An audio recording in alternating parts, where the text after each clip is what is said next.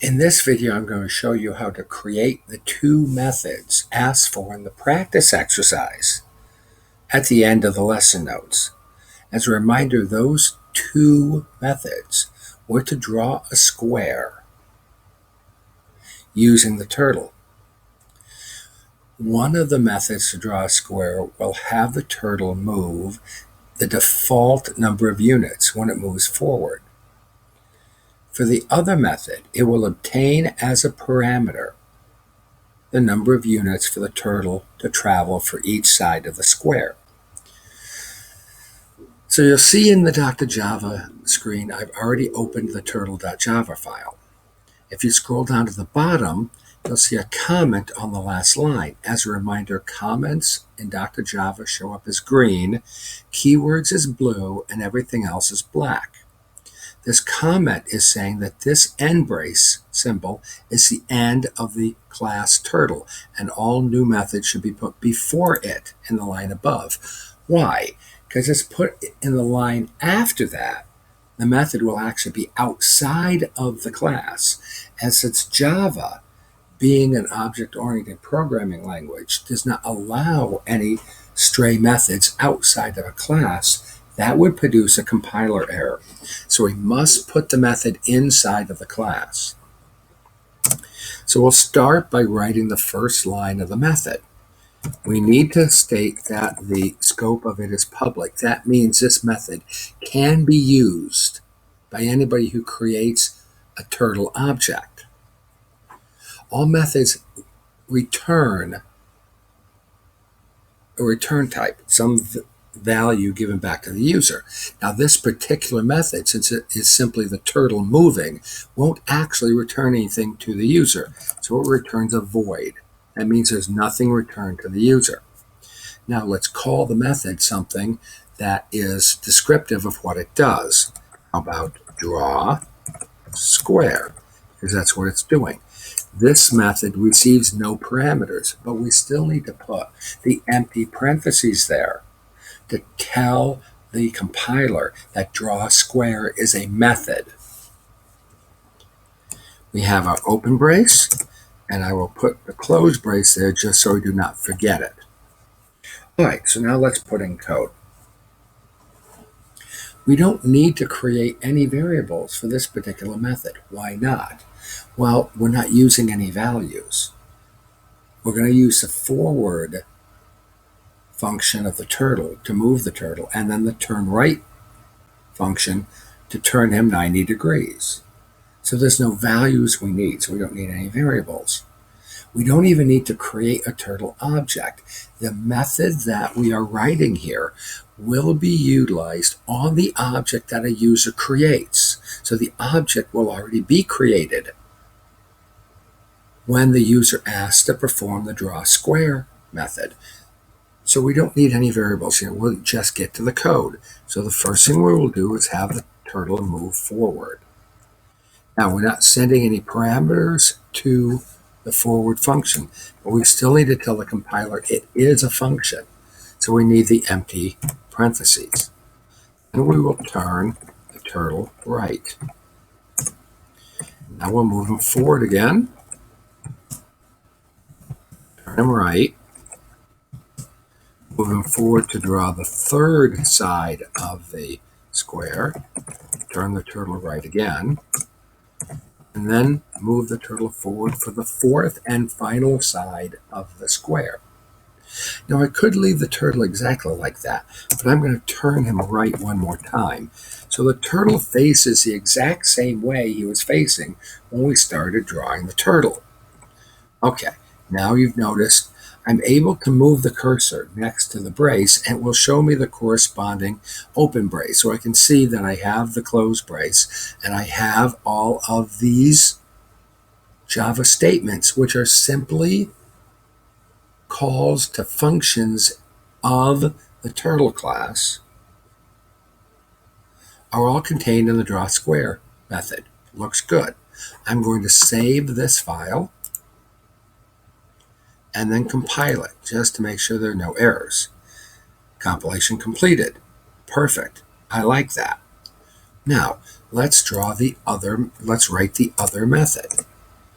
public again. It does not return anything to the user, so it's a void. What would I call it?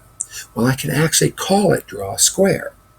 If you recall from your text reading, we can have two methods of the same name, so long as the parameters are different.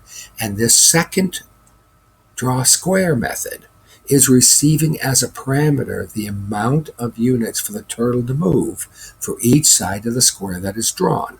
So I can call it draw square again. But now inside the parentheses, I must put the variable containing the parameter value being sent into this method. Now, the forward method only accepts integers, so I can only accept an integer value for whatever I'm receiving. And let's call it something, we'll call it dist, short for distance. So that's the only parameter received by this method. Now you'll notice it looks just like a variable declaration. And in fact, the parameter value being received is being put into an integer variable whose name is dist. So when this function is called, one of the first things it will do is create an integer variable named dist and put the value of the parameter into that variable. And now that variable is known to the entire draw square method. So I'll have my open brace and my close brace again. And now I'm going to put the code here. Now I am going to save myself some typing. And I am just going to copy and paste the code that I had for draw square.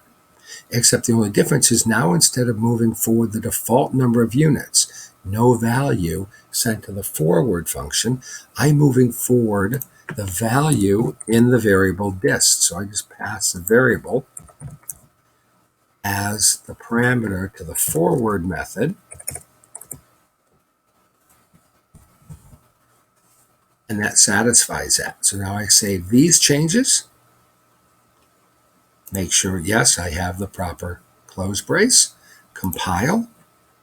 And it should compile fine with no errors. If I have not made any stupid typographical errors, I have not. Compilation completed. Fine. Now we're going to test these methods in the interactions pane.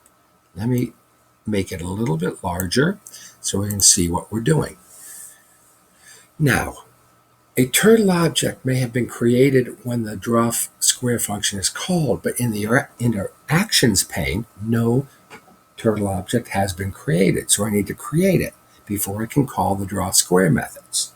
In order to create a turtle object, I must first create the world object in which that turtle is going to live. So I create a world variable. So its data type is world, and the variable name is simply going to be W. I need to use the new keyword because we have to create an object. If you recall from our Mad Doctor video, to create an object, you need to use the new keyword to call the constructor, and those little guys will come up and build the house, or in this case, put together a turtle object. So we are creating actually a world object for W. The constructor receives no parameters, but we still must put the empty parentheses in there. And now, presto, here's a world object displayed on our screen. It has nothing in it yet, so let's fix that. Let's put a turtle in there. We'll call the turtle T. We're creating a new turtle. And the parameter that needs to be sent into the turtle's compiler is the world object, the variable name of the world object that we created in this line up here. Now, if we look at our world, which is down here, there's a turtle sitting in the very center of the world. Now let's have that turtle draw a square. To actually test the method, we need to invoke the method. To invoke a method of a class object, we need the object name, which is the name of the variable, not the name of the class, the name of the variable, which is T, and then dot, and then the name of the method, which is draw square. We'll test the one uses the default number of units first. We still have to put the empty parameters there. Okay. Now if we look at our world, a square was drawn, and the turtle is still pointing the exact same way he was before we started to draw the square. Okay, well and good. Now, let's test the other method where we provide the number of units for the turtle to travel. If I hit the up arrow key on my keyboard, it will display the last command I typed in the interactions pane. But now instead of that same draw circle routine, I'm going to give another value. Let's use a smaller value than the default unit of 100, and it should draw a smaller circle inside the bigger one. And indeed, there's a smaller square drawn inside the bigger square. Now, just to try it one more time, let's draw a bigger square. Make it 160 long. And there's the bigger square drawn. So clearly the routines are working fine. If you look at slides 41 and 42 in the lesson notes, you will see that you have the two methods written very similarly to what I have here. The variable name might be slightly different, but everything else is the same. That is how you can add new functions to an existing class.